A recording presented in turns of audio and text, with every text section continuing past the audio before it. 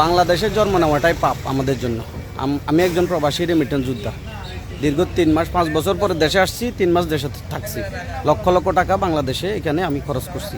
আজকে যখন আবার প্রবাসে যাইতেছি, হাইওয়েতে পুরা হাইওয়েতে আসলাম চৌধুরী সংসদ সদস্য বাতিল করছে, যার কারণে তার ছেলেরা এখানে পুরা দোনো পাশ ব্লক করে রাখছে। আমি এখানে ব্লকের মধ্যে পড়ে আছি। 6টার ভিতরে আমি পৌঁছতে না পারলে আমার টিকিট ক্যান্সেল। এখন আমি কি করব? আপনারা সংসদ সদস্য হবেন, আপনারা দেশ চালাবেন, দেশ লুটে পুটে খাবেন, ভোগান্তি আমাদের সাধারণ জনগণের। এটার দায়ভার কে নিবে? আমার মতো আরো শত শত প্রবাসীরা এখানে আটকে আছে, পুরো হাইওয়ে ব্লক করে রাখছে, পুরো হাইওয়ে একটা না। সাংবাদিক এনটিভি সাংবাদিককে জিজ্ঞেস করলাম, উনি বলতেছে আরো 22টা এরকম পয়েন্টে এরকম গাছ আর বাস দিয়ে তারা বা গাড়ি দিয়ে আটকে রাখছে। এটা কি ধরনের কথা? তাদের দল ক্ষমতায়, তাদের সব কিছু, তারা এগুলা কি জনগণের জন্য এগুলো কি করতেছে? এটা তো বিএনপির নামে পচাচ্ছে এগুলো করে করে।